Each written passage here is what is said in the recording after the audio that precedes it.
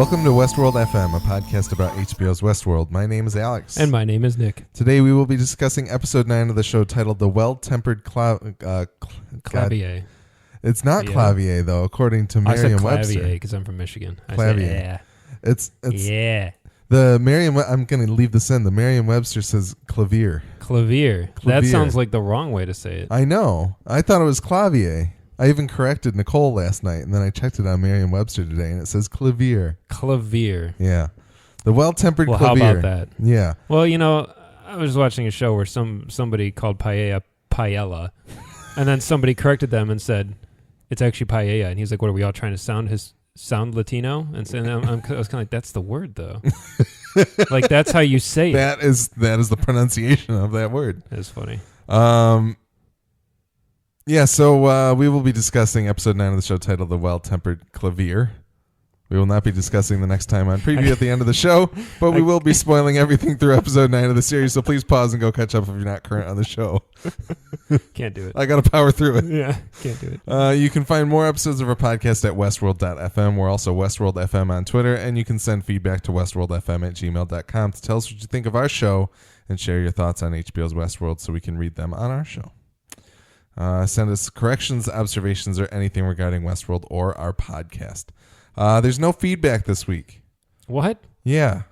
You guys kind of fell down on the job, but I'm okay with it because we're going to talk a lot anyway. Yeah, that's true. That's okay. We still love you. But this is your weekly reminder to please go and rate and review us on whatever service you are subscribed to us on.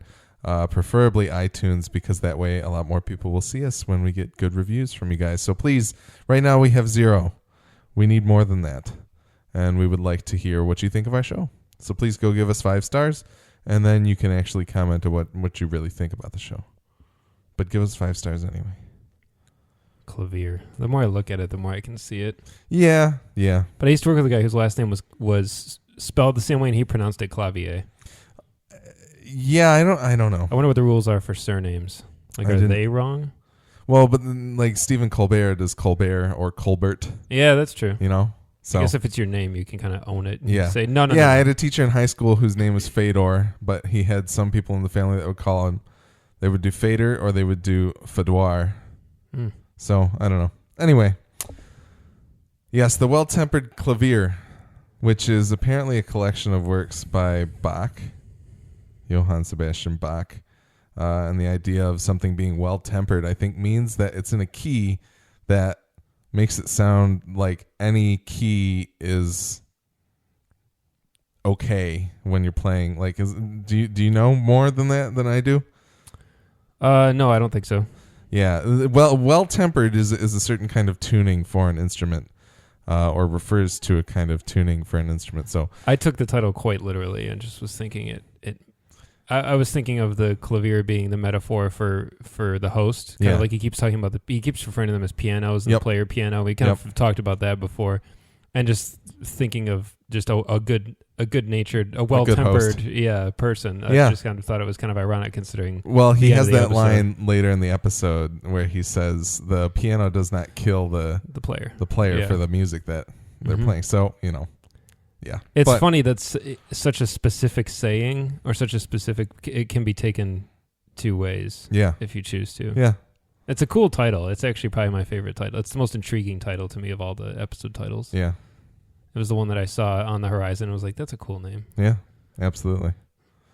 So I think we can get right into the episode recap. I did break things up again, and I even tried to parse through the intercutting at the end of the episode and put that into individual storylines as well. So basically, we can start off with the non sequitur moment of the episode. Stubbs gets ambushed by the Ghost Nation natives while investigating a signal from Elsie's behavior tablet in the middle of the park.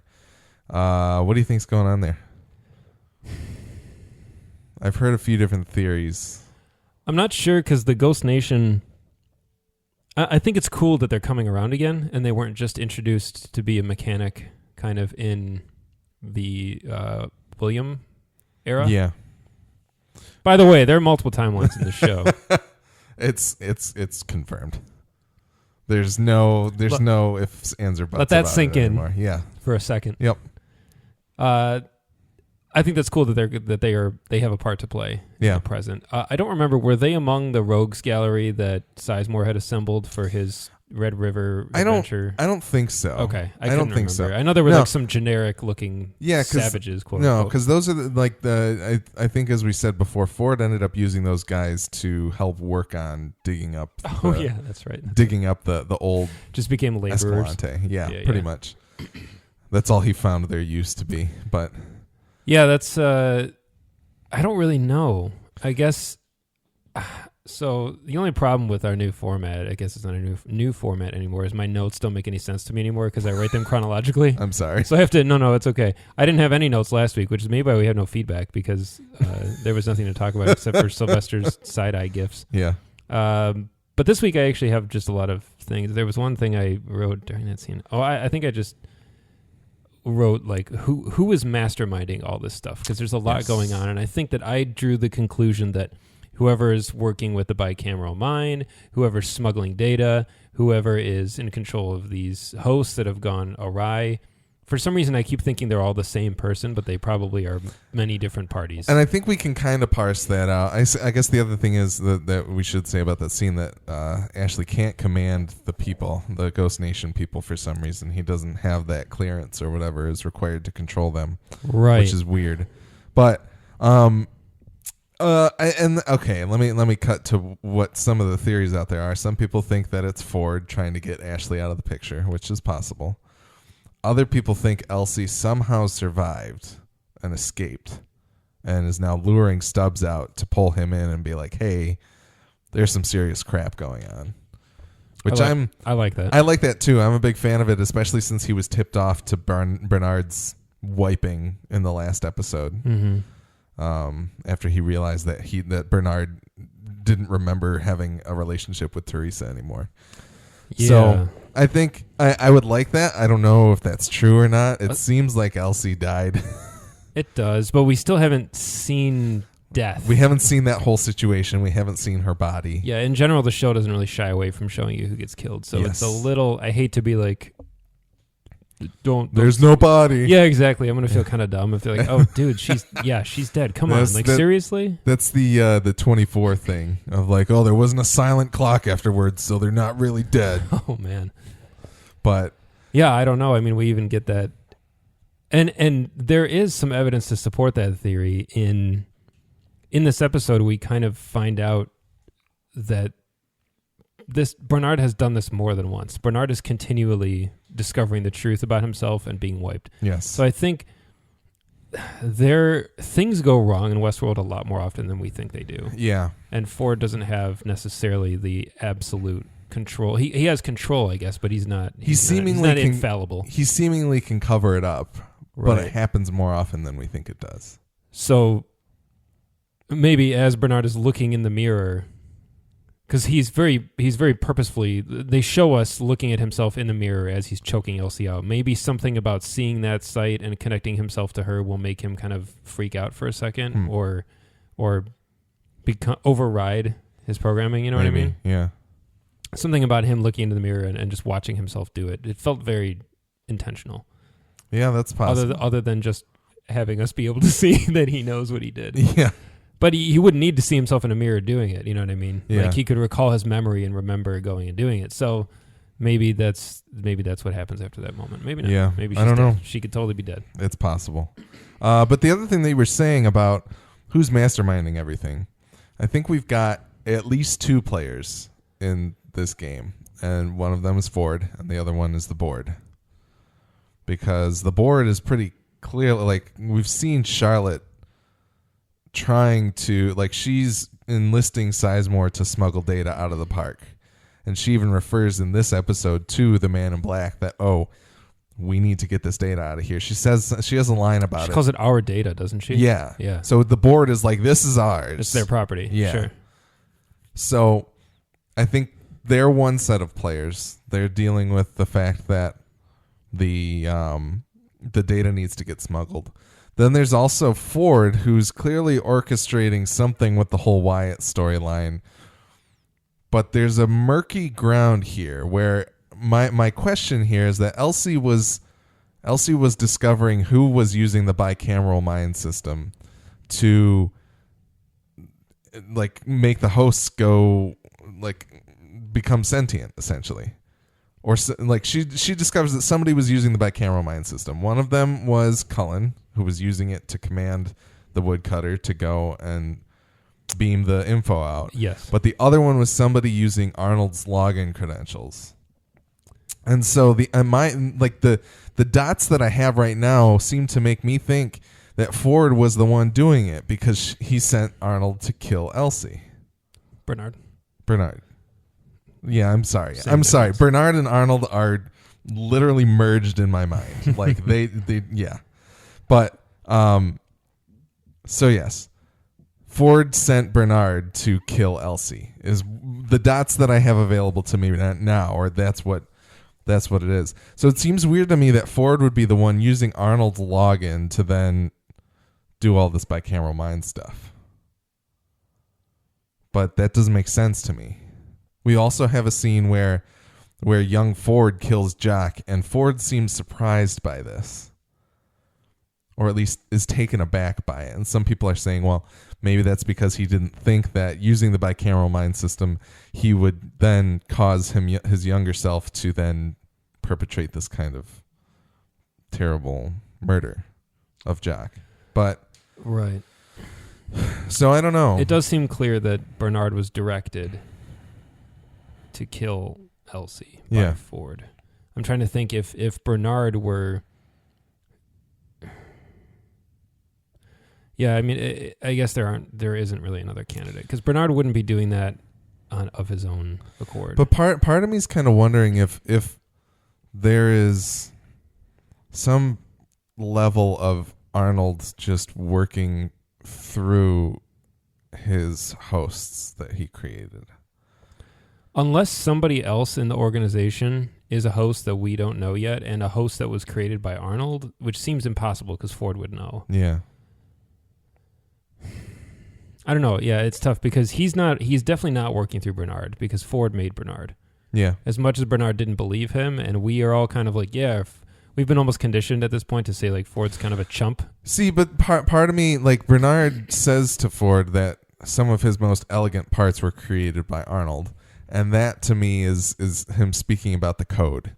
Right. So the fact that Arnold's code lives throughout everybody is making me wonder if there's some kind of like collective hive mind that past Arnold has crazily set up this elegant set of dominoes that are now falling. It could be. But and it could be that Bernard was even under Arnold's directive to go and do that, and maybe he kills or incapacitates Elsie to protect that. Right. Yeah. It's like because she made him aware, like, I'm investigating this and you won't believe. But if she was like, it is Arnold, I don't know. Ford knows about it though either way, because when Arnold says Elsie and Ford's like, I told you, man, don't go digging. Yeah. Don't, Yeah. So I don't know. It's one of the only mysteries left. Yeah. It feels like at least there are obviously plenty of questions, but this is one of the things that is being very intentionally drawn out to the 10th episode. So I'm anxious to see what all's going on. Yeah. So I think we can move on to Maeve here. We open the episode with Maeve reminding Bernard that he's a host, and she's able to control Bernard. She can freeze him. Yep. And then to me, it was unclear if she actually commands him to release her, or if he does it of his own will. She says later in the episode to Hector that she wants Hector to come around of his own will. Yeah. So I don't know if she like commanded Bernard to do it or not. The way that she words it almost sounds like a command. But it could be, it could be taken either way for sure. And I would see Bernard being able to be like, oh, I need to go and talk with Ford. Yeah. And like being like, okay, we definitely know Bernard's personality. He would want to get to the bottom of it. Yep. And then Maeve persuades Hector into helping her escape from the park, which, they have sex and then they burn the tent while they're in it. And that's pretty much where we leave them at the episode. We don't see anything past that. Yeah, so they do that to like reboot or to die and then wake up in the get into Westworld HQ, right? Essentially, I gotta wonder who's finding these bodies and not like questioning what was why going on. Why has she here? died 1,000 times in 10 days? Why did she burn the tent down with him and her in it? You know what? Yeah, exactly. I mean, burning a tent down could be like, a bit of that happened. That's a freak accident. I don't know. It's interesting. Maybe the hosts have a clumsy parameter that they can knock stuff over with or something. But I wanted to know, when I had the subtitles on for my note-taking run that I watched, one of Hector's crew, his name is Tenderloin. Tenderloin? Yeah. That's awesome. He's credited as Tenderloin. So I thought that was pretty good, and that everybody should know that. But, yeah, I don't know that there's a whole lot more to talk about with Maeve. Oh, that scene, all the fire felt very... Doesn't she say something about hell? Getting to hell is easy or something? Yes. And they kind of go up in flames. Yep. And there was something there, some kind of visual metaphor that was kind of cool. I was wondering it seems she's kind of got this demonic air about her, almost like he's making a deal with the devil, sort of was how it felt. Yep. Which is interesting because I think that it's been portrayed in fiction before that the devil could come as a seductive woman sort of thing. Yeah. And it should be noted later on, Teddy says that when he was helping Wyatt, that he felt like he was being controlled by the devil. Yeah. Some people are taking that as maybe a host gained the ability to control other hosts at that point. I would say Dolores probably did. Yeah. So, anything else about Maeve? That scene with Bernard was really good. I think, is that the first time we're seeing Tandy Newton and Jeffrey Wright together? Other than the flashback, the diagnostic right? scene. Yeah. By the way, I think that him resembling being a carbon copy of Arnold basically is what triggered her to freak out and kill herself. Because she does glance at him, as we noted, and then just immediately stabbed herself in the neck. Uh-huh. And Ford even has a line later where he's like, "You don't want them to remember you. Like you tortured them." Yeah. Well, in Abernathy, in the first episode, he talks about how he wanted to meet his maker, and then Ford says, "Well, you're in luck," or whatever. And then Abernathy makes it a point to say that he wants to ruin both of them. Mm-hmm. So clearly, the hosts do know Arnold. And despite Arnold's best intentions, I don't even know if they could necessarily be called that, but he does not do the hosts any favors. No. And I saw something to that effect on Reddit. Somebody was saying something like, just because you can make them sentient and remember and give them lives, does that mean you should? Or like it's even a good idea or an act of mercy kind of thing? And it is an interesting question because it's frequently presented as this wondrous gift, and I think even Maeve is kind of like, man, this sucks. Like I would rather not. You know what I mean? Yeah. That's the old Dr. Ian Malcolm. Yeah, of course. Just because you can doesn't mean you should. Yeah. Yeah, and even Ford acknowledges and says several times that they are the ones that are free because they've given this existence. They don't need to know the bad things that have happened to them. Yeah. We can help them forget. Yes, memory is not necessarily a gift. However, at the same time, it seems that they're all built around a backstory, and Ford notes that like Arnold believed that sad or painful backstories were the most effective. It makes them relatable and makes them real. So the idea that you can help them forget the terrible things that are happening to them now, but yet you build into them a story where they are experiencing pain, or they experience pain because of it.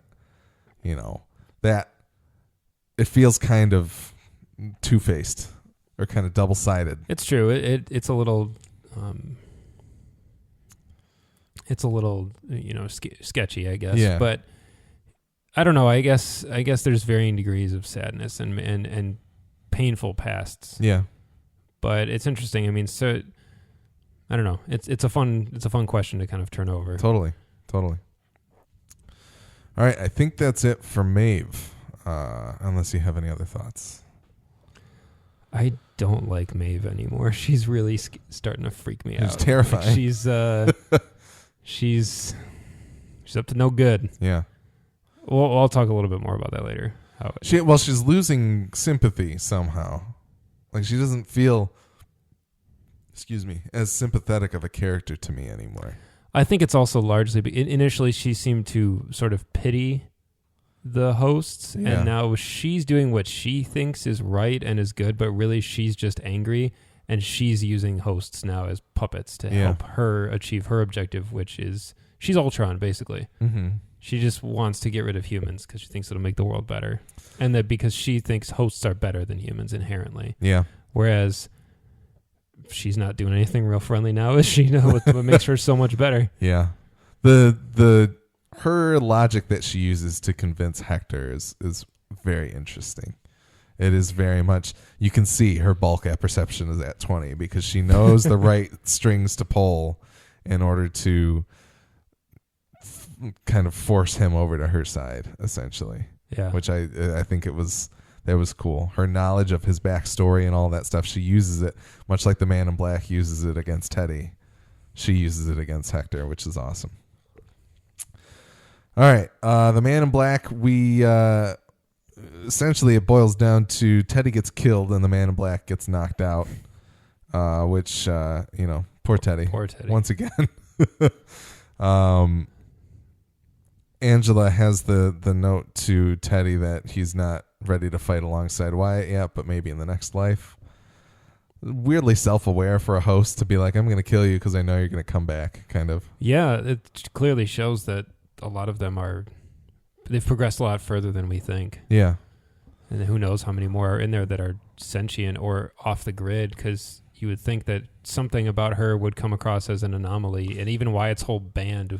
Well, but the thing is that this whole Wyatt thing is supposedly by Ford's, Ford is making this. So it's like I guess the whole, that whole story, if it is commenting on the past of the park, is meta in a different way. But, but to have her kind of seemingly aware of the idea that she can kill him and he'll come back, And she knows his memories, and she knows how to trigger them. Yeah.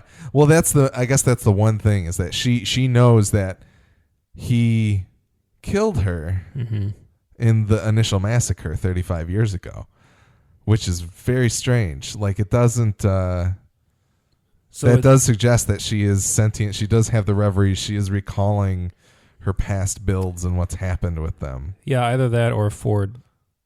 That's part of the storyline. Yeah. Ford's giving it to her. Seems like a gamble. It's really weird, yeah. It could be though that Perhaps Maeve is not as special as we think, or as unique as we think. Maybe there are other hosts that have achieved a level of sentience. We also learn they refer to Escalante as the city swallowed by sand, which is pretty cool. Yeah. William knows that he's been there before because he was there when it was swallowed by sand, as we saw last week. Well, did you call the Man in Black? Oh, yeah. I'm sorry, jumping ahead there. But the Man in Black notes that he has been to the city swallowed by sand before, and we know that William has been there previously as well. We do. So connect those dots, if you will. That's the only part that's maybe not 100% yet, but yeah, it seems like the ship's steering that way. I don't know. Yeah, we can talk about that in a little bit. The only other scene with the Man in Black, we get to see Charlotte getting the Man in Black's consent to oust Ford. Not even consent, just he's like, I don't care. Ambivalence. Yeah. The Man in Black wakes up in Angela's game as he has a noose around his neck and a horse tied to it. A horse that is easily spooked, apparently. Yeah. That was quite a sick game. That was pretty cool. I really liked. We know a lot about the Man in Black now, I think, and there's still a ton we don't know about him, but we do have an idea kind of who he is, and we know he's important on the outside world, and we do know that he's a man of means, and that he is that man that gets whatever he wants. Yep. But it was really cool to see somebody from the outside talking to him directly, and it helped his costume and his look and everything pop so much. That was one of my favorite parts of the episode, just watching the two of them talk. Yeah. Because she's spotless. She's, well dressed and clean. Yeah. And he's just dirty and just like cut a noose off his neck. He's in the shit. Yeah, exactly. Yeah. And it looked really cool. It was just he stood out as much as she did, and it was just really, really fun. I was dying, waiting for her to say a name. He calls her Charlotte several times, I think. And she does not call him anything, which I found interesting. Yeah, so I wonder who he is.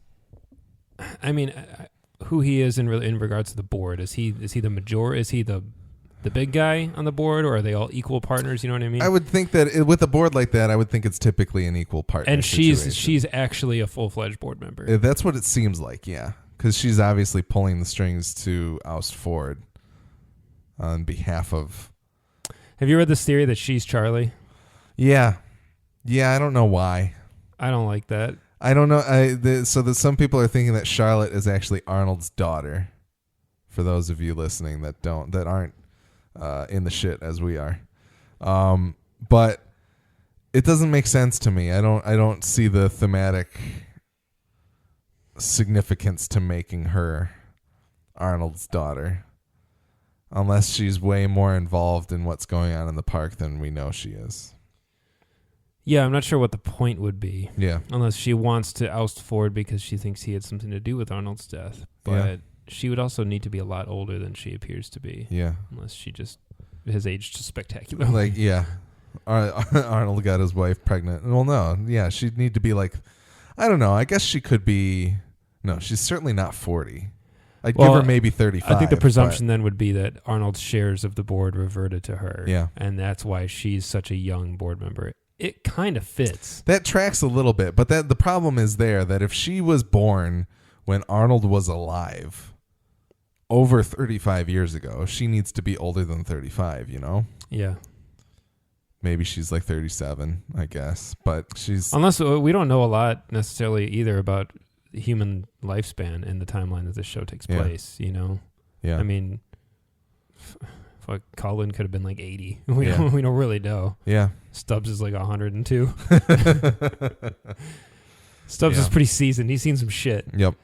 I don't know. I initially kind of recoiled from that idea because I liked thinking Arnold was the kind of solitary mad scientist who didn't care for humans and only cared about his hosts. Yeah. And now we've kind of gotten some notes that Arnold was mad. Arnold did go mad. I mean, it seems kind of like something that Ford has been saying repeatedly, just as a way of like making himself look like he was the better one, the more successful one, the one with the level head. But it sounds like that kind of is what happened. Like Arnold really lost himself in the park. And well, I think the thing is that Ford just had the foresight to know that, like, he's seen Terminator. He knows what happens. Like. But Arnold was so obsessed with the idea. I wouldn't necessarily call him mad because it's not necessarily like Arnold was the one killing people left and right. And it seems that Ford kind of... Yeah, but madness doesn't necessarily lead to murder. That's true. You could lose yourself into, Yeah. You could close in on yourself and shut out the world. Especially if he wanted to die by Dolores's hands in order to illustrate a point in or the something. ultimate test. Yeah.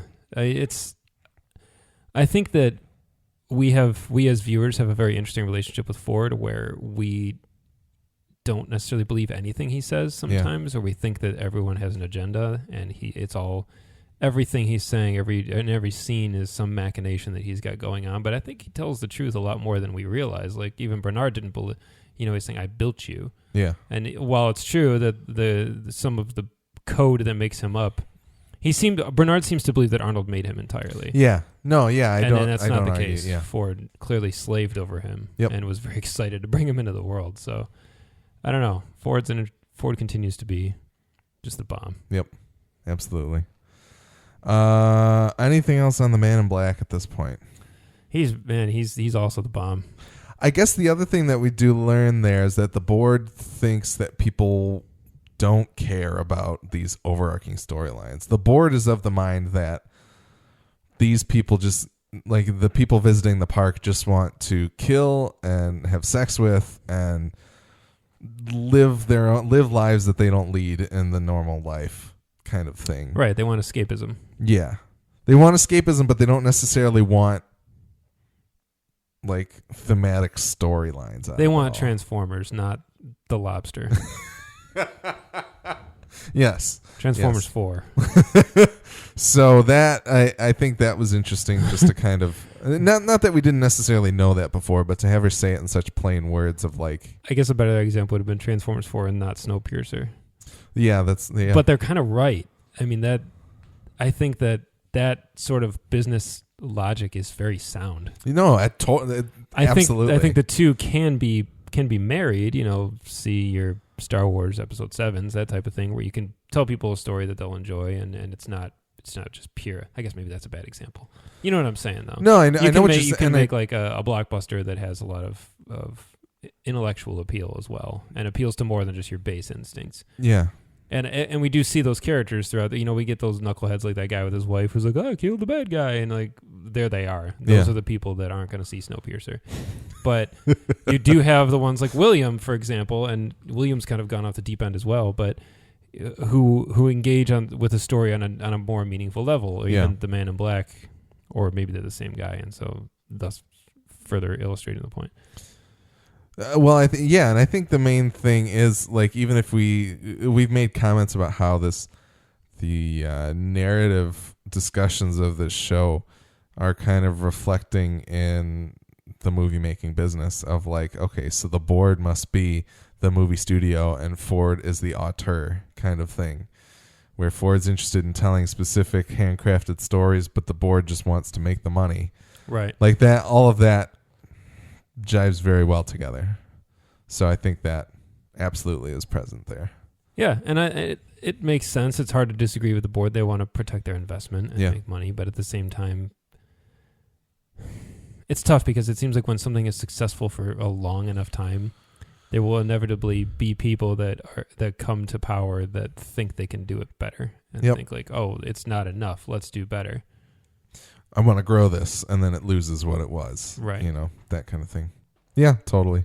It's interesting. Happy birthday to Ed Harris. When's his birthday? His birthday's today. It is November 28th, I believe. That's awesome. He's 66, from what I read. So, that's very cool. Thanks for listening, Ed.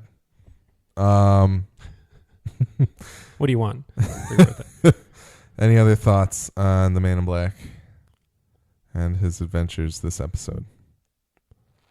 I don't think so. I think his final scene in the episode is pretty cool. Yes, yeah, and we'll get to that. We will get to that. Okay. So next up, I wanted to talk about Dolores and William. We start off the episode with Logan having William and Dolores captive in a Confederado camp, and then Logan reveals that Dolores has mechanical innards. Logan seemingly tries to patch things up with William, but then William dismantles all the hosts and demands Logan's help in finding Dolores. And then that last point, I'll get to that in a little bit. So the William and Logan stuff this episode. We did get a glimpse of a picture of Juliet, which is actually the photo that Peter Abernathy finds in the pilot. So that's interesting. Don't quite know how it ends up over by his ranch as of yet. Some people are wondering if it gets left there by William, or if the Man in Black drops it off there, if they are the same person in that time frame. But it seemed to have been there for a while. But I guess, well, that's the thing. I mean, if the picture is 30 years old, regardless, who knows? That's true. And it seems the thing that comes up to me is like, why would Abernathy notice it this time?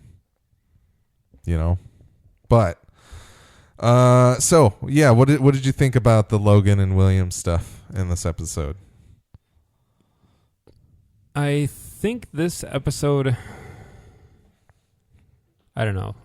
It's the first thing I thought of when you were recapping. I saw a comment online that said, somebody was talking about like the things that happened in this episode, and they said Dolores, we saw Dolores get cut open and we saw her innards, and someone replied and said Dolores is a host confirmed.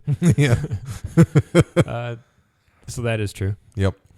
I think this episode kind of put me in the shoes of Logan a little bit more than he has been previously, because previously he's just been kind of a dick. Yeah. But I think once we get the connection to his sister, and I think he does genuinely care about his sister. And I think he, in his own way, does care about William, even though he keeps calling him Billy, even though he didn't ask him to. Yeah. Or asked him not to. Because I think he is a little genuinely, I think he is relieved when William says, "You're right." Because I mean, from Logan's perspective, they came there to have a bachelor party, basically. Yep. And to / investigate the park, because we might invest in it or save it, bail it out. And I think he is kind of looking at it like these are sex bots. Yep. And he's probably a little pissed that his future brother-in-law is like falling in love with a robot, with a blender, basically, instead of his sister. You know what I mean? It kind of, for some reason with this episode, it kind of clicked a little more that I was like, William's kind of in the right. Or I'm sorry, Logan is kind of in the right. Is he kind of a bawdy dickhead? Yeah. And he clearly was. He's that friend that's going to take you somewhere you really don't want to go because he thinks it'll be good for you. And then you have a bad time and he gets pissed at you even though you told him, like, I don't want to go there. Yeah. So, I don't know. I thought that was cool. I was like, okay, I'm kind of coming around on Logan again. And Ben Barnes is really funny in this episode. There were a couple moments that kind of cracked me up. That he was pretty entertaining. But he is still a little gross. He's a little skeevy. And now, at this point in the series, I'm almost more afraid of the hosts than I used to be. So that's probably clouding my judgment a little bit as well. Yeah. I'm kind of back in the pro-human camp again because I am one. And William's pretty kind of creepy in the end in this episode. It was a cool scene. Yeah, him dismantling all the hosts, and Logan wakes up to see all of that. Yeah, it was really effectively done. I think that this is probably the best evidence anyone's going to have all along that he's the Man in Black, because he definitely kind of had that turn. Yeah, he seemed a little detached from the whole thing, and we know the Man in Black has mentioned taking them apart and looking at their insides before. Million perfect little pieces that he said. Yeah, and he hasn't really seen those to date, and when he sees the inside of Dolores, it may just, a switch may flip in his head, and he may simultaneously be fascinated by them on a level that he wasn't before, now that he's kind of had his moment of, his epiphany. Yeah. He might be wanting to track Dolores down to figure out why she is different. She's different, yeah. So maybe it's not even a pursuit of love anymore so much as like, I have to know like what the shit is going on here and why did it affect me so hard. He did dismember most of them, which is pretty weird. He could have just killed them, but it seems like he's looking for something, or he's really inspecting them. Pulling them apart limb by limb, that kind of thing. Yeah, that's some psycho shit. So this is probably your here he is. Here's the Man in Black that everybody's been waiting for. Yep. For some reason, I still want to think it's Logan, just because people have been calling this since episode like 2 or 3 that they think he's the Man in Black, and I want to be wrong about something, because it feels like and I'm not. That's kind of what I was saying last week about how I hope the multiple timeline thing isn't true, because I feel like it almost felt like we took everything hook, line, and sinker. Yes. Like we're paying such close attention to this that part of us wants to be like, we are thinking what they want us to think. And I think that's what a lot of the deniers out there think or thought, was that you guys are taking all of this evidence and they've put it there for a reason. And then the different sides of that argument where they put it there for a reason because this is what it is, and then the other people are like, they put it here for this reason because they want you to think that's what it is. And that in of itself, congratulations it's to awesome. them, because you're making us argue and you're making us question the nature of our reality, so to speak. Yep. But I think there are some things in the show that are just obvious. It seemed very, very apparent early on that there were different timelines. I thought so. And obviously, like you said, there are a lot of people denying it, but I think our instincts for a lot of this stuff are pretty good, and we've done a fair amount of research and rewatching, certainly. So I guess it depends on how you're watching the show. But anyway, totally. I would love for that to be the bait and switch. Everyone has all along has been really thinking it's William, and it would be cool if it was Logan. Yeah, I would love to try and find somebody who's been watching but not on Reddit and listening to podcasts. Just casually. Just to understand what they think. If they got totally bucked off the horse last night and was like, what the hell is going on in this show? Oh, I saw people in some of the comments on Reddit. They were like, oh my God, all these theories are right. Like their minds were blown. And I was like, guys. So, and that makes me wonder, what does somebody who had no idea about any of these theories even think about what happened in front of them last night? Yeah. But I did want to note, when Dolores starts running away from Logan after being cut up by him, she runs the night with people screaming at her, and her bicameral mind says, remember to her. But then we cut to the same shot of her laying on the ground with no people yelling after her, and she doesn't have the cut in her stomach. So once again, very solid evidence at the multiple timeline theory. So yeah, proof. It's not evidence anymore, I don't think.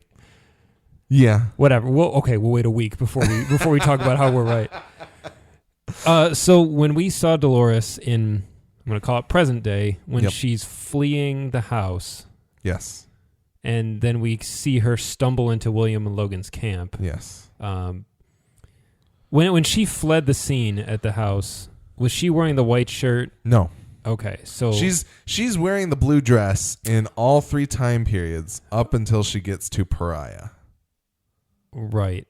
Pariah meeting El Lazo is when she switches into that dress, right? And into the button-down shirt, and so we think at some point we didn't see it, but she switches into that outfit. She hops on the train without William and without William and Lawrence, yeah. Lawrence. And she's following the same sort of script. Yep. She just doesn't. Yeah, because we do see the scene of her in that train with them not on the places where they were sitting. That was sneaky. Yep. That was so quick. Same with her standing on the bank of the river and looking in the distance, and it was so quick. When he's not there, there's several little spots like that. The part where they are about to head into Pariah, and she is standing in the graves alone. And then it cuts to a shot of her up close, and it swings around her to the side, and William is there. Yeah, and also when she's walking by the parade and she sees herself, she's remembering. She's remembering that she was in that parade before. They're all over the place. Any scene that has Dolores in it has had at least one, if not 2 other timelines in it. So that's awesome. Like you can go back to episode 1. Even in episode 1, this series opens on Arnold talking with Dolores. Yeah. Like there's no doubt in my mind about that. And so not only is that happening, but then you're also seeing present day Man in Black intruding on her and Teddy. There's been evidence of this all the way since the beginning. Definitely. Which is That's great. why I'm glad that there's multiple timelines, because A, it's awesome. Yeah. And B, it's like well done. It's like, geniusly constructed. You made an awesome cake instead of a pie. Like you have all these layers of flavor and texture to dive through. It's quite a parfait. Instead of like a Triscuit. Those have layers too, though, kind of. Never mind.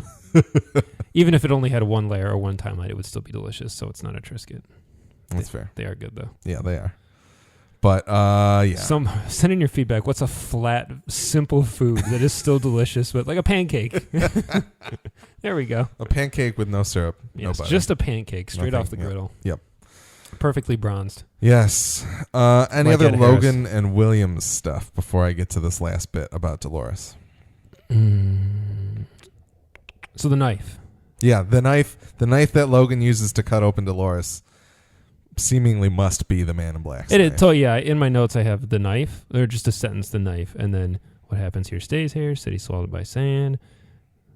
And then like later, the knife with an exclamation point, because it comes back around when Williams got it. Yep. And I was like, okay, so is this William taking up the knife and becoming the Man in Black? Yeah, and I guess that's the thing that makes me wonder, like, is the Man in Black so important that he can like sequester? Like, it's not like is William important? Like, is that knife the same knife, or is it just the knife that everybody gets in Westworld? Or is it the style of knife that he prefers? He seems to really take to that. He seems like he probably has his own locker somewhere. That's just like that's possible. Here's my shit. Logan gets a picture in, although I guess we haven't really talked about that in the show yet. But the idea that you can't bring anything into the park that would disturb the hosts. And that way, somehow Logan gets that in. So clearly, they might have some kind of special privileges, or maybe Logan just snuck it in. I don't know. But there's a shot in Future World where somebody from Japan sneaks a camera in, which is interesting. But, yeah, the knife for sure. Yeah, in my notes I put Logan uses, quote, in all caps, the knife to cut open Dolores is what I wrote. So yeah, the knife almost becomes like this tool of sort of it's almost like the magic wand that reveals the spell, sort of. It becomes more than just a knife and is the... God, I'm such a loss for words sometimes. It really sucks. In my mind, what I'm going to say is great. Yeah. But I can't get it out.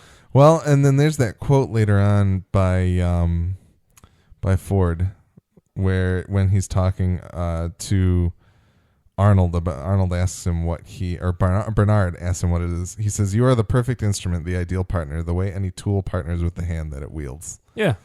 Very similar to the knife in William's hands. So yeah, it's just I think it's neat that it becomes not so much a weapon or an instrument of destruction, but it reveals answers. Mm-hmm.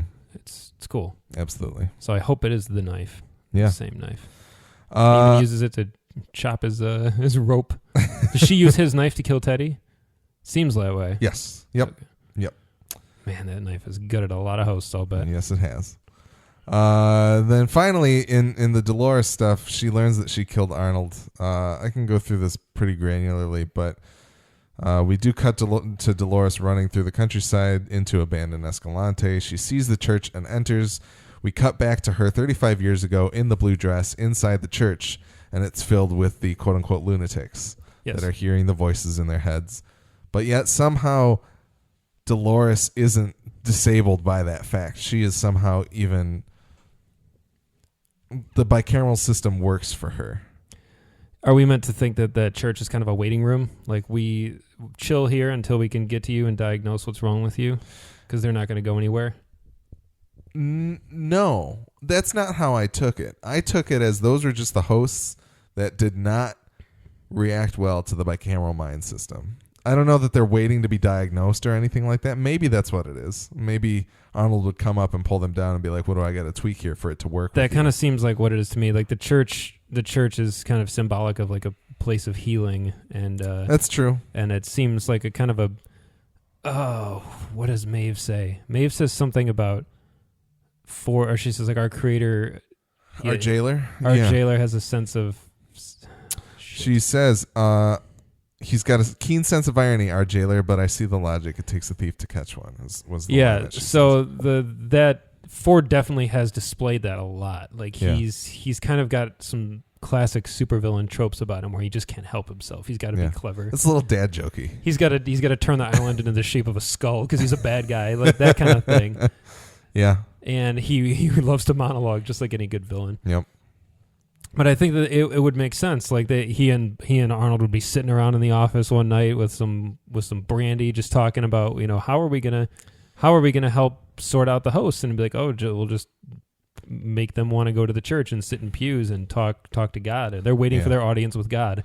Yeah, here he comes up the elevator, and then maybe the programming on everybody else is to be like, they're speaking in tongues. We need to take them to the church. Exactly. Yeah. And it seems like the kind of thing where Arnold would try to find the practical application and say we need a place, and Ford is kind of he's the storyteller. He's the one who would come up with the flourish, and he would find the kind of gross irony in it, like they're sitting in the pews, in the confessional, waiting to talk to God. Yeah, exactly. Yeah, absolutely. We do see Angela and Armistice in the church. I don't know if there are any other hosts in the church that could be recognized or not. Yeah, potentially. Dolores sitting in the confession box, heads down to a long hallway where we switch back to current day Dolores as she is in her new clothes with no cut on her. She sees lots of dead hosts strewn about in this long hallway. But then it switches back to Dolores 35 years ago in a lively area with hosts being tested. We see people playing poker. Rebus is there playing poker. We see Rebus. Yep. Good old Rebus. I did not get to see Old Bill. Yeah, there's no Old Bill yet. Damn it. We don't get to see that pristine Michael Wincott anywhere as of yet. Give it to me. Yeah, we got to have it. Maybe Michael Wincott is Wyatt. I was just gonna say that. If only. And we do see Peter Abernathy there in his first build where he is reciting Shakespeare as the professor who ends up being a cannibal, I believe, was what we previously learned about him. As Dolores heads into Arnold's office, we see Arnold Weber on the door, confirming the anagram. Bernard Lowe, Arnold Weber. And then we do see young Ford once again rush past Dolores into Arnold's office. I didn't realize it was him at first. Yeah, he looks a little bit different. He looks even younger. Somebody put all the pictures of Ford side by side, and he looks even or not younger, but he seems very different from the way that he looked in the previous. Yeah, maybe it's because we're not just getting a close up of his face. Yeah, it's more of like his full body. Yeah, he's really slim. And but you hear him say to Arnold, "Now listen, this is beyond the pale. You are not seeing with clear eyes," are the only words that we get of their conversation that they're having. Dolores heads down to the diagnostic room, and we see Arnold walk in, and he explains, "Oh, it's good to see you again," that kind of thing. Dolores followed the maze. She said she followed she followed the maze, and she wanted to find joy, but all she found was pain and terror. And she wants Arnold to help her. Arnold explains that he can't help her and asks her to remember why. And that's when Dolores remembers that she killed him. We said this a while ago.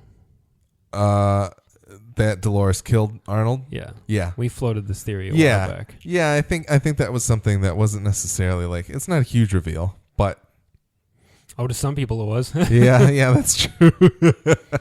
I think a lot of people really they must have missed the scene where Dolores killed the fly in the first episode because they were thinking that these hosts are all restricted and they can't kill people unless they're Maeve. They can't hurt people even. Yeah.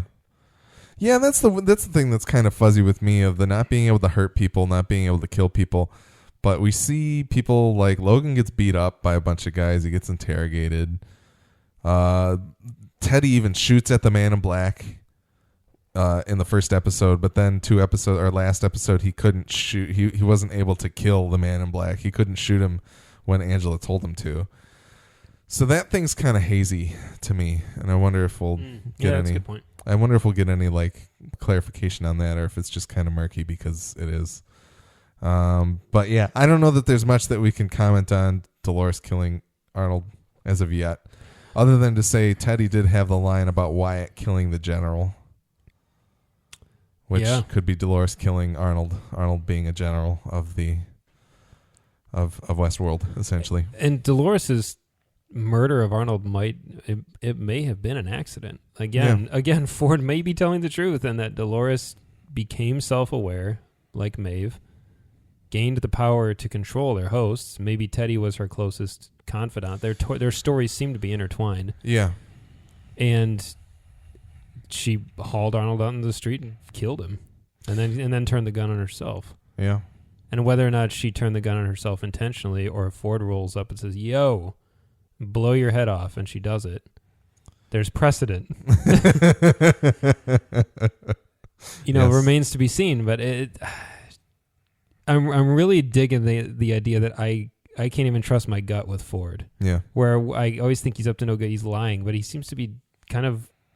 It's right there for you to see. He's like he's not. He has no interest. It doesn't serve any purpose for him to lie. The thing is, I think he's lying by omission.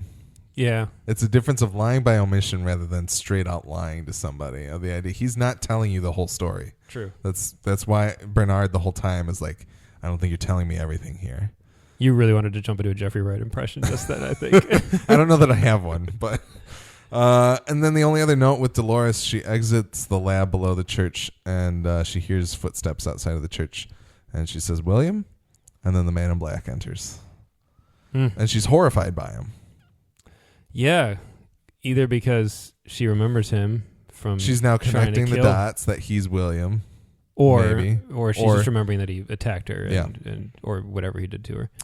Yeah, she's still my one link for not thinking that the man in black is William. Yeah, because he's so cold to her early on, and either it's because he kind of hates her, He could. That tracks that he resents her for causing him to fall in love with her, even though she's fake, and for being the instrument of his obsession. Yeah, like she's kind of the catalyst for him going off the deep end and becoming a monster, as he says. Which caused his wife to kill herself. Yeah, and there's obviously the parallels, like the can, her dropping the can, and him picking it up both times. Yep. And saying, I don't have time to fiddle around with you today, sort of thing. Yeah, there's some people online saying that they feel like her can meeting with Teddy is programmed off of William, but to me, I just felt like that's probably what she did. Like that was the end to William. meeting Dolores. Yeah, before William, yeah, totally. Yeah, so I don't know why some people think that's her. Like that's her version of nailing up the wanted poster. Yep. Yeah, definitely. Yep. And it's a simple, elegant thing. Yeah, I don't think very natural. I don't think there's that much. Somebody. Yeah, and of course that would be a great determination of what kind of person you are right off the bat. Do you help her or do you not? Yeah, exactly. You know? It's easy. It's like, do you hold the door for someone you see coming? Yep. How far away do they have to be? It's like a whole Curb Your Enthusiasm kind of thing. I just had a dude today hold it open when I was clearly like 15 feet away from the door. Oh, 15 feet I would do it. 50 feet. If you're across the parking lot, I'd be kind of like, nah, you're good. It was within the same little hallway, but I was like, I would not have held the door for me at that point. But anyway. See, you would not have picked up Dolores' can. You'd missed out on the Dolores quest. Yep. Until next time you're in the park. Yep. Which seems to consist of sitting by the river and painting a horse. Yeah. Or whatever. Oh, there was also the Judas steer. I was waiting for this. Yeah. Because she said, in the first episode, as soon as she was talking about the Judas steer, I was like, that's going to matter. Yeah. So that's my character poster for this podcast. That's going to matter. The italicized. That's going to matter. That's good. So is she again, Ford's sense of irony, she seems to have been the Judas steer back in the day. She is probably the host that overrode her programming or whatever and could tell other hosts to do bad things with their friends. And now it's Maeve. Yeah, potentially. I mean, there's some Joanna Robinson drew some connections with the fact that we had Dolores being helped by Teddy in 35 years ago, and that maybe now we have Maeve being helped by Hector, and that it seems to be a woman as the steer, and she has a very, beautiful man to help her out, essentially. As we spoke about Rodrigo Santoro in the pilot. That reminds me of Parks and Recreation when there's that really old man on the board. God, I don't remember exactly the scene. I just know that he's the really super old guy that works for the city, and he says something about the lady, referring to Rob Lowe. And Rob Lowe kind of looks at him with a puzzled look in front of the they're in the chambers gathered with all the people. He goes, "Oh, never mind, it's just a very beautiful man." and all the other characters look puzzled, and Rob Lowe's kind of like, "Oh," he kind of smiles like, "That's nice." Well, that's what James Marsden and Rodrigo Santoro definitely are. They're more than that, but they're also that. So that's an interesting parallel. If that Judas steer thing, like clearly that's a theme that they're playing with.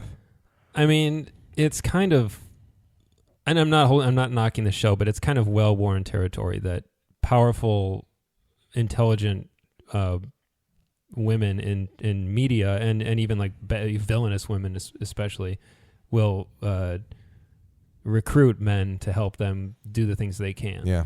And manipulate them. Use a man's weakness for, yeah, exactly. companionship, essentially. Yeah. Whether good intentioned or not. Yeah. Like Dolores, that's kind of Dolores' story in the show, is to kind of, or in Westworld, it's kind of, charm men into helping her with stuff. Yeah. Which is fine. Yeah. Oh, it's cool. I think that is a cool parallel. Totally. Hector, I wonder if there's more. The scene with Hector in the safe and everything, it reminded me of the Greyhound story. Like Hector's pursuing this safe so hard and he gets a hold of it. Guess what? There's nothing in there. It's just an empty safe. What are you going to do now? She kind of says, "What do you want to do? Do you want to go back to it, or do you want to take the red pill?" Yeah. Yeah. And die in a fire. Yeah. No, they're one of many Greyhounds in the show. Yeah. Hector. No doubt. In a way, all the hosts that have loops. Yeah. They're always going to end the same way, for the most part. All right. Even anything Bernard, else? we find out Oh, I assume we're going to talk about Bernard. Bernard is the final thing on the docket. So Bernard, he confronts Ford for the whole truth in cold storage, which is great. We did get a little thing here. What? We're just like mere feet away from Old Bill, and we can't get him in the episode. Yeah, I know. I was like, oh my God, are we going to see Old Bill again? Yeah, he's within arm's reach. Sadly. Nope. Old Bill comes and wrestles up Bernard to the ground. God, that would have been so cool. They have to fight like Godzilla and King Kong. God, I want that. Just BattleBots.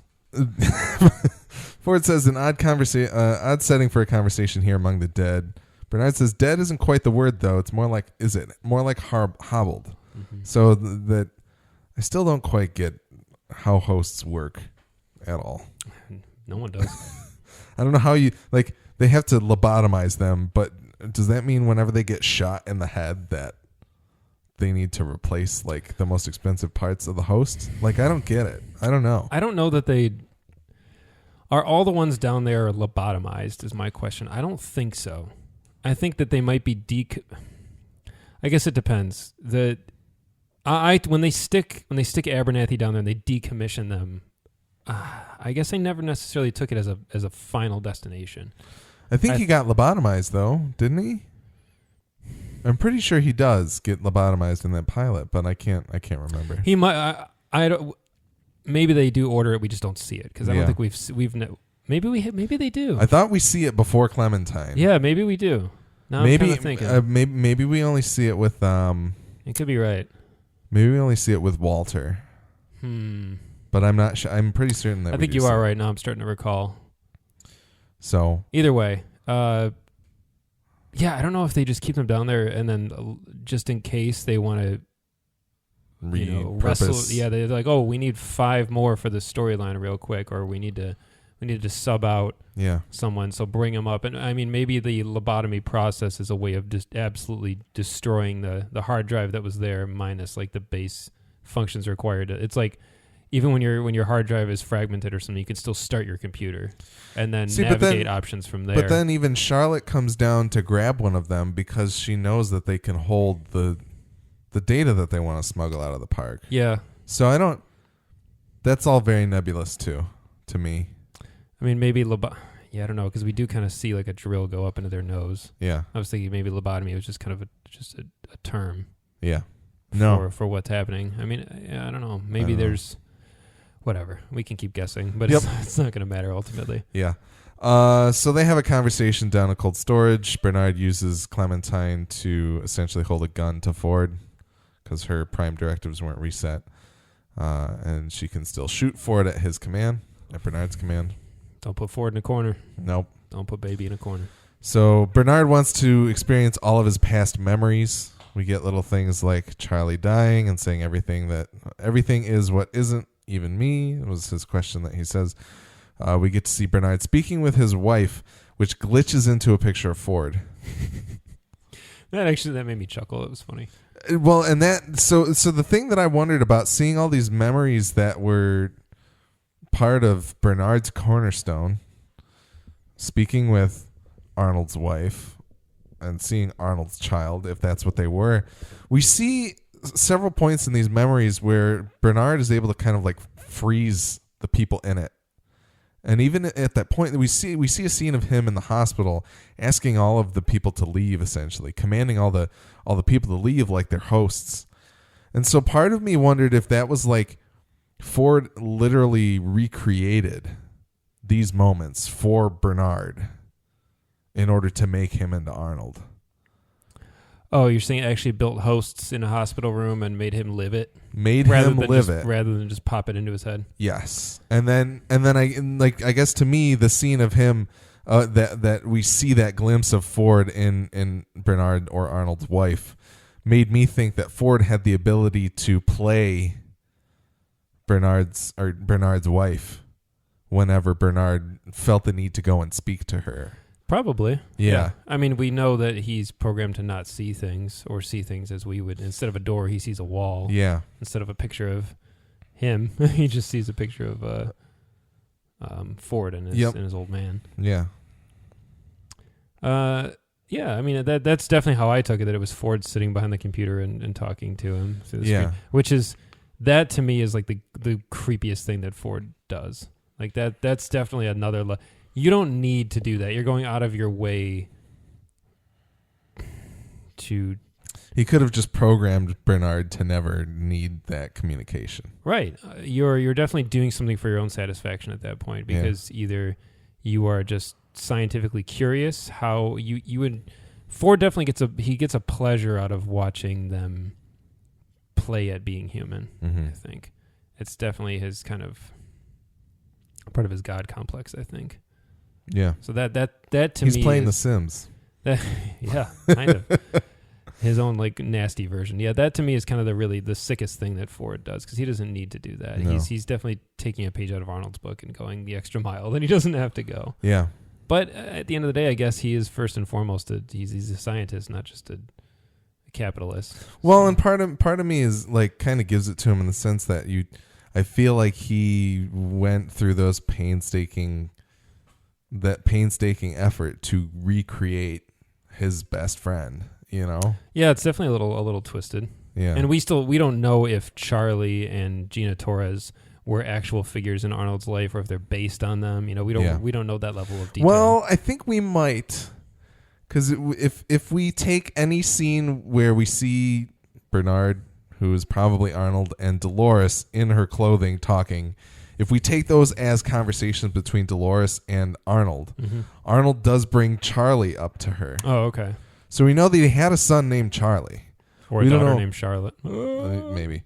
But we don't know that they died necessarily. Yeah. We also know that his personal life was marked by tragedy, according to Ford. Yeah, that's true. But we don't know the details of those things. So yeah, and they could be based on them for sure. Yeah. We definitely know Ford's line to Dolores about when she says, are we old friends? And he says no. And we talked about this too. We kind of said it's because she killed Arnold, or she did something bad. Yeah. And that is why her loop exists the way it does, to pretty much just get raped in the barn all the time because he's pissed at her. It definitely suggests his real love for Arnold. Arnold was his best friend and his partner, and he wants him back. Yeah. So he does kind of go the extra mile to kind of help flesh him out. Because we do, at the end of the scene, he kind of says, like, I wanted to see if we could make this thing work, sort of, and it's not gonna, so. Yeah. Well, yeah, we'll get to that in a second. And we also see that Bernard strangled Elsie, and Ford kind of brings him out in an attempt to lure him back to his normal function. Be like, okay, we went through this. Let's go back to what we were doing. Back to the story. Yep. Yeah. That didn't quite work. Then we see Bernard actually learn that he is Arnold. He gets to see Charlie's death again. As he said, he gets to pause the hosts and move him out of there. We do cut back to the flashback of Maeve killing herself, and Bernard questions it of like, this doesn't make any sense. And Ford kind of tries to sweep it under the rug of like, well, animals do things to kind of preserve, that organisms. Yeah. And then Bernard's like, yeah, but those are living things. She is not. Mm-hmm. And then he like airs out the same way that Abernathy does in the pilot, and which is very interesting. And that causes him to do it in present day as well. But we do get some voiceover where Ford says, the human mind, Bernard, is not some golden benchmark glimmering on some green and distant hill. No, it is a foul, pestilent corruption, and you were supposed to be better than that, pure.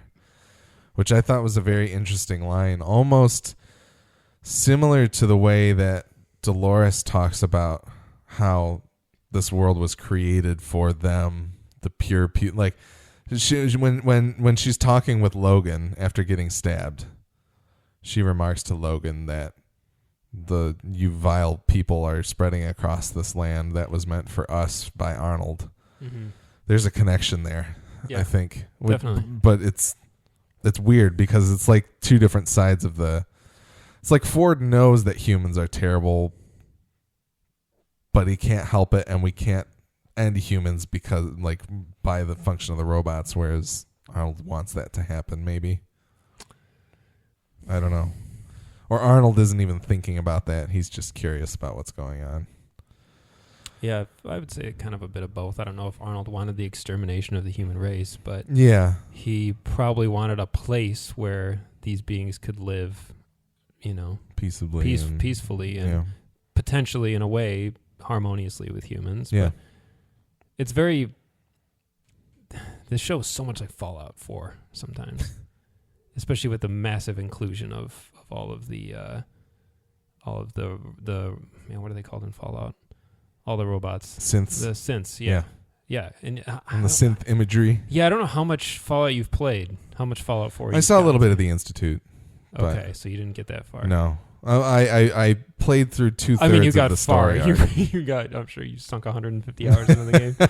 But yeah, you didn't quite complete the story. Which is interesting because I feel like Fallout was under wraps when the pilot of the show was shot. Oh yeah, no, I'm not saying that they took anything. But it's crazy how close they are. You don't even know. No. You haven't played the DLC either. Yeah, it's interesting. Yeah, I love Fallout 4 and I love the synths. Yeah, and I guess we don't have to talk about the game very much, but you should. We could have a crossover episode of the Game Nerds. That'd be good. We could talk about this. That'd be good. I've been trying to convince them to watch the show. I was just thinking. Oh yeah, they would love it.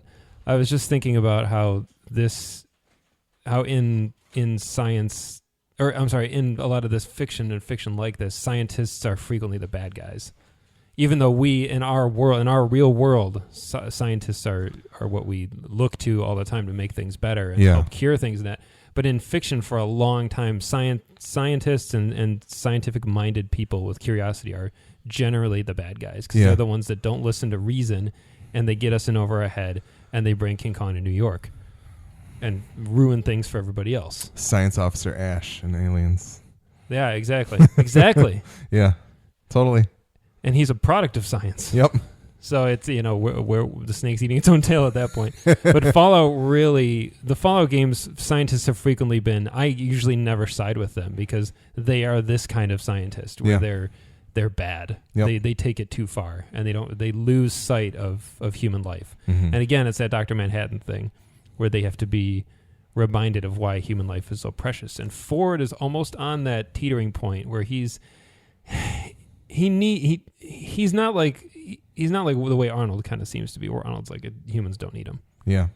And maybe that's because of Arnold's personal life being tragic. Maybe that was his Dolores, his tipping point into madness. Yeah. Like William seems to experience. But, I think Ford still knows that humans are the ones who actually get to experience the stories. And so while he may think that the hosts are the nice, pure, beautiful race that gets to live the better life, humans are the ones that get to feel emotions and experience stories. And he definitely kind of has that jaded, angry director syndrome where he makes great works of art for people, for the notion that people can experience them, but he hates the people who come and do it. Ford. Yeah. So great. Absolutely.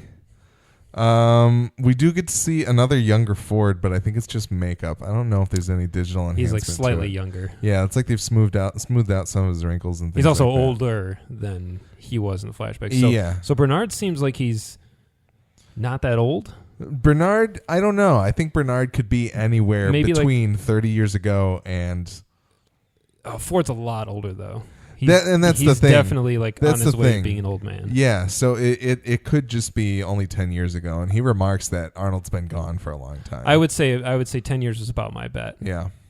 5 to 10. Yeah. But we don't know enough about the park either, because Bernard, he seems to have implied that Bernard helps accelerate the development of the hosts quite a bit. Yeah. So his creation of Bernard's kind of his ultimate 3D printer who helps him make more of them and make them better. Yeah. And he even says, I actually stole some of your ideas and some things from you. So it's pretty cool. He's kind of like Ultron, actually. Again, because we're kind of going with this thing where he is what Ant-Man creates to help him, and Ultron ends up creating the Vision, who is a bad guy, but then ends up becoming a good guy. Yeah. It's cool. Yeah. And we do finally get to see that photo from episode 2 with Ford and his host father, or father, but probably host father, and then Bernard or Arnold is there on the right. Yeah, they really drew that out in this episode. Also the door, with Dolores taking forever to get to that. I was kind of like, okay, guys, we know. We all know at this point. And if you don't know... Yeah. Because I was waiting for them to show the photo in the same spot that they did in episode 2. But they don't. And I was like, oh, are they going to hold it out again? but just the Dennis Nedry pops up going, And then the final thing that we see happen is Ford essentially orders Bernard to kill himself. We do get that great line, the piano doesn't murder the player if it doesn't like the music, which I think is haunting and terrifying and good and weird. Back to the player piano from the opening credits. Here we are. Yep. But Bernard basically comes out of this whole experience being like, I want to continue Arnold's work. He realizes that Ford and him have had this conversation several times before.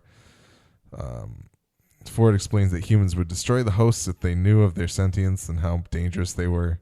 Bernard tries to kill Ford with Clem, but Ford ends up using Arnold's back door to disable Clem and then force Bernard to kill himself. And he goes back to that really cold, he says the narrative language, and he refers to him in the third person, all that. Like it's sad. Yeah. In the same way that Maeve has been doing it to direct other people. And we saw Sizemore do it too last week with his Wyatt that he thought he was making. And then Bernard calls Ford Robert. And some people noted it like it's a very like it makes Ford stop in his tracks because Bernard is using Arnold's emotion. Well, even his voice sounded a little bit different. Yeah. It's a very different sounding. It's a very distinct Robert. And because he calls him Ford all the time, you know, the first time that we hear him say Robert really is this moment. And Ford turns around and is like essentially, you know, I wanted this to be different, but it's not. And then it's walks sad. away. It's a very sad moment. It's a very sad moment. Yeah, exactly. It's a bummer because, and even Bernard says, if we've had this conversation, why did you let me do this? And it's almost in parallel to Teddy, where Ford's kind of like, I thought you were ready, but I guess not. Yeah, and that to me reminded me a lot of like when you watch a movie and you get so enraptured into it that you're like, maybe this time it'll be different. Maybe this is the time that thing doesn't happen that causes the rest of the movie to occur. But it happens anyway. You know? I really like the shades of Memento here again. Because obviously it's the thing. There's this scene between Guy Pearce and Mark Boone Jr. when he's talking, and he kind of looks at him. He kind of gets tipped off by something in Mark Boone Jr.'s face, and he says, "We've had this conversation before, haven't we?" Yep. And he just goes, "I'm sorry, man. It's just so weird." and Teddy, how many murders has Teddy covered up for Leonard? Spoilers for Memento. Yeah. Shit. God, I hope I didn't just spoil Memento. I don't know. If you haven't seen Memento, shame on you. Watch the movie. That's your bicameral mind speaking. Yes. Watch the movie. Watch Memento. It's really cool that I like that Christopher has a lot of his Nolanisms that he embeds in a lot of his movies, things that he likes to recycle and repeat a lot. And I like that Jonathan kind of keeps coming back to Memento in little ways. And that moment in that scene really affected me when Bernard realizes that this has happened more than once. Yep. This revelation, this this absolute reality-shattering revelation. He's had this breakthrough that human beings will never have, or at least not anytime soon. And as remarkable and profound as it is, it just gets reset. Like how much despair would that throw you into on so many levels? Like Jeffrey Wright's performance is fantastic, but I feel like they almost didn't even take quite enough advantage of what they could have, because how much must be racing through his mind in this moment. Yeah. It's horrifying. Yeah. And it's such a bummer. It's so sad. Absolutely. And it's funny because I don't really fault Ford, because at the end of the day, he is the human, and he wants to create this thing, but it's just not. I can empathize with every character in this scenario, Bernard is obviously going through something horrible, but Ford is this old man who has been trying to crack this nut for a very long time, and he might be facing the fact that he never will, and he's just focused on this last story. Yep. Which I think is something pretty massive. Yeah. Yeah. Absolutely. And I kind of have an idea of what it is. Oh, yeah? I don't know. Do you want to pause it? I mean, this is your last week to do it if you want to put it on record. I don't know if it's something that's going to come to pass in season 1, though. I don't know. Well, okay, so Arnold... Well, okay. I guess... we got to finish the episode, though. Well, and that's essentially the end of it, you know. Do you think Bernard's dead? You think he's gone? I think Bernard is dead, but I don't know that means that... I mean, I think Maeve realized that he would be a good tool for her. Yeah. And so I don't know that when she's like back in, when she wakes up with Hector, whether or not she's going to try and seek him out and figure out what happened. And then maybe she has a way to, maybe she can use Felix and Sylvester to patch up Bernard. Ooh, that would be interesting. Yeah, I don't think he's dead. It would be kind of cool if he was, because it would give the show some serious momentum. Yes. Momentum.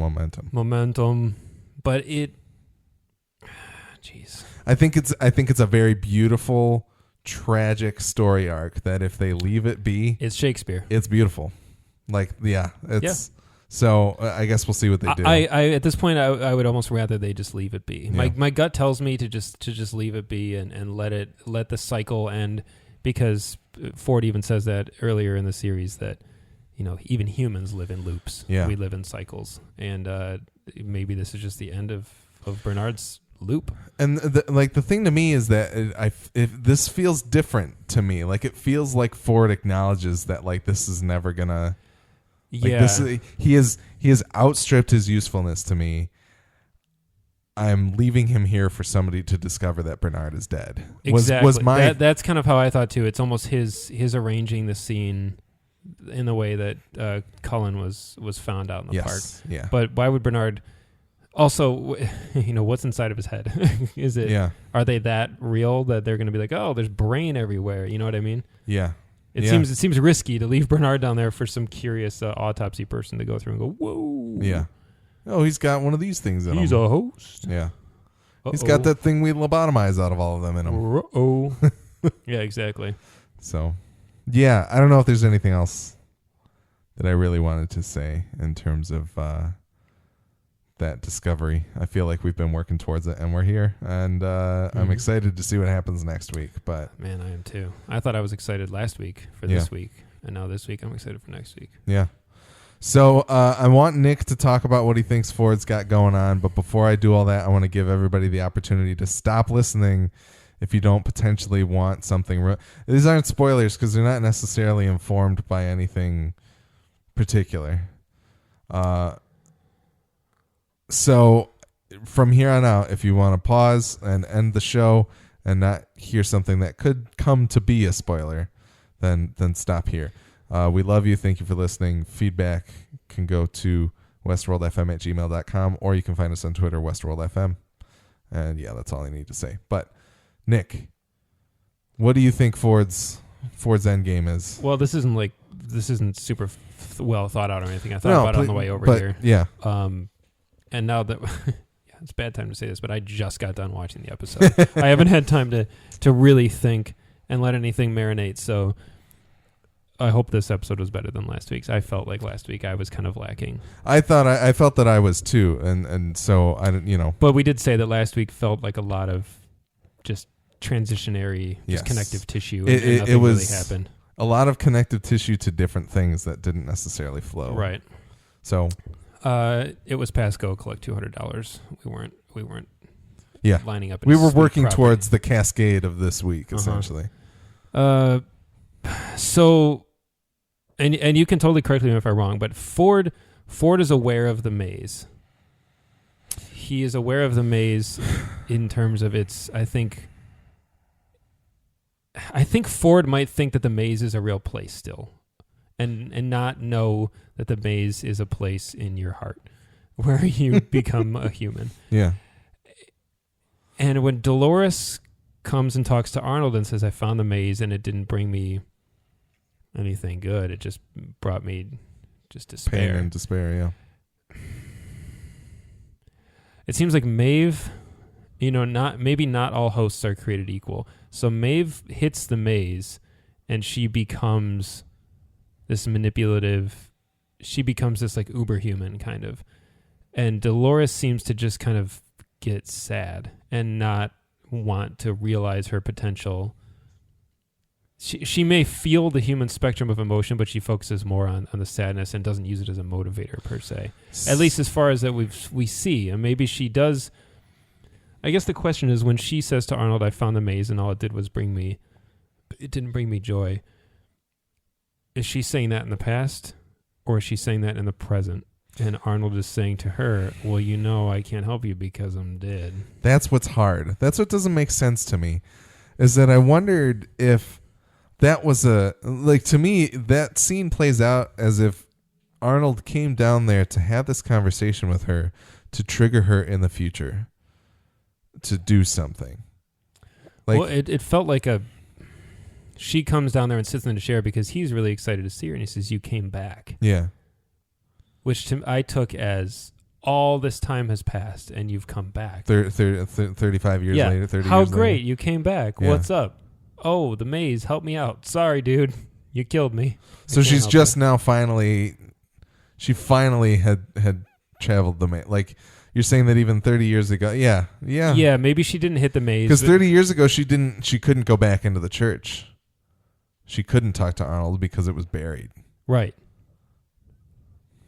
So this is uncharted territory for Dolores. I think so. I think Dolores has potentially, unless she still doesn't know what the maze is, unless she thinks the maze is that place where the orgy was going on and she was getting her. Oh no, that was 30 years ago though, where she was getting her. Although no, it was probably both, where she was looking at the fortune teller with the cards and all that. Yeah, that could have been. Oh, that was in Pariah. That was in Pariah. Yeah. Okay. Yeah, I have to watch that scene again. Yeah, me too. But that was probably happening in both timelines simultaneously. Yeah. Yeah, I'm not sure. Well, anyway, my kind of theory with Escalante being exhumed by Ford and restored to its former glory, either he's kind of tired and he's wanting all this shit to be over, but it does feel like he has kind of set all of these people on this path to show down at Escalante. And if other hosts are becoming sentient and running out of control, which it seems kind of like Angela might be, Maeve clearly is, but Ford's not aware of it unless he is, and he's even more of a baller than we think. Yeah. It feels to me almost like he is setting up he's using Escalante as like a honeypot in a way. And all these hosts that are off their loops, that are becoming self-aware, et cetera, they're all going to come there. And he's basically luring them into a place where we can get them all into one place and either nuke them from orbit, so to speak, or try to. And that some people have been saying that online, that it's essentially his way to catch those hosts. It feels like he's definitely welcoming them back there. Yeah. And he has been setting certain things in motion to ensure that people wind up there, even the Man in Black, which is interesting because I wonder what he has to gain from the Man in Black winding up there. Yeah.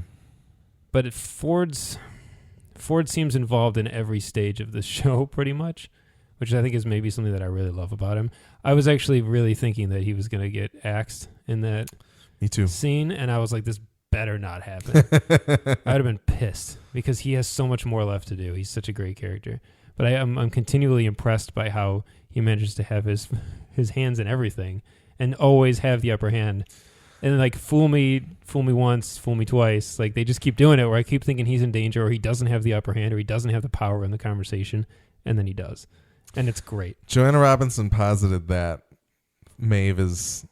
Ford is aware of Maeve. And I essentially was like, well, that kind of makes sense because then any of the caveats of like, you know, all these fail-safes should have caught her. There should be people seeing her on the cameras. Like there should be record of what Felix and Sylvester are doing. If he's aware of it, he can make it all go away.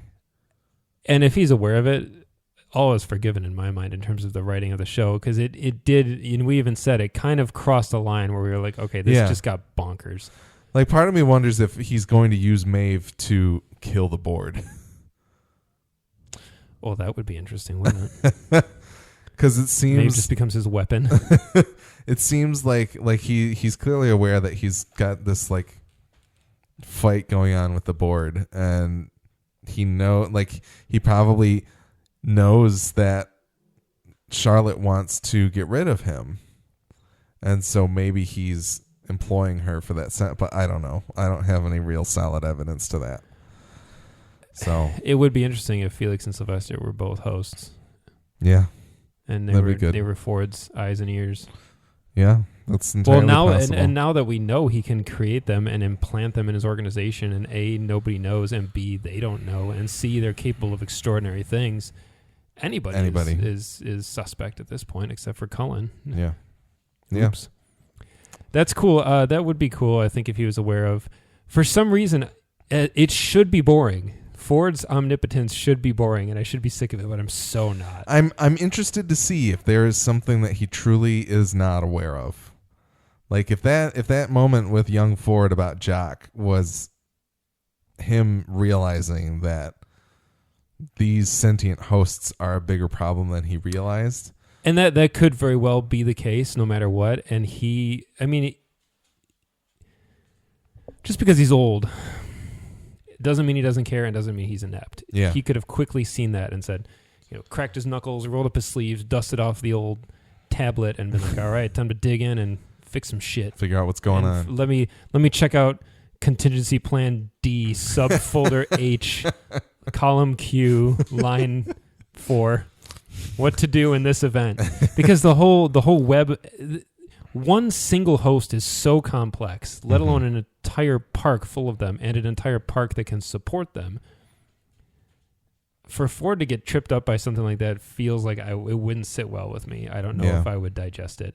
And that's why maybe that's part of the reason I enjoy where Ford's at, is because I'm kind of relieved to think that someone is able to still retain control of these things. Yeah. Because I even thought, I was like, oh shit, Clementine's going to kill him. Like, Bernard thinks he's got the one up. I thought he did. I was like, that's sneaky. And then no, and I was so relieved. I was like, oh, thank God. I would rather see Bernard blown his head off than to see Ford's plan get foiled, at least this early. Yeah. If in season 2 or 3 Ford gets his comeuppance, that would be more satisfying. But right now, he has so much potential, and it's so much fun to just watch him. Absolutely. Anthony Hopkins is so good, and Ford is such a fun character that it would just be kind of a drag. Yeah. To lose him this soon. Yeah, I agree. But anyway, that's kind of, I kind of almost think Ford is aware of the maze. He doesn't know quite what it is, but he's going to bend it to his will. Yeah. Like he kind of does everything else in the park. That's entirely possible. And I think that's kind of his new story. Either his new story is season 2 and it's Roman World or something, which would be nuts. Or Future World. Yeah. Or it's something to do with his new story is for the hosts. I don't know. Yeah. We'll see. Next week. 90 minutes, apparently. The episode? That's what I heard. God. I think Evan Rachel Wood said it's going to be 90 minutes. That's awesome. I was just thinking today, I'm like, man, they can't do all this shit in 60 minutes. Because this episode, I checked how much time was left because I was concerned about, recording and everything. And it was like 25 minutes into the episode. And I was like, oh, we're good. Yeah. And then it felt like 6 minutes later it was over. Because the latter half of the episode just burned by. And I was like, oh my gosh, an hour is not enough time. Absolutely. So we shall see. Once again, you can find more episodes of our podcast on westworld.fm. We're also on iTunes, Stitcher Radio, and Google Play Music. We're Westworld FM on Twitter, and you can email us westworldfm@gmail.com to tell us what you think of our show and share your thoughts on HBO's Westworld so we can read them on our show. Send us corrections, observations, or anything regarding Westworld or our podcast. The Midwest Podcast Network has several other shows about video games, horror movies, and more. Please check them all out at midwestpodcastnetwork.com. And that's it for our episode this week. We are clearly very excited for the next episode, and we have another episode of our podcast coming out after that. But until then, may you rest and have a deep and dreamless slumber.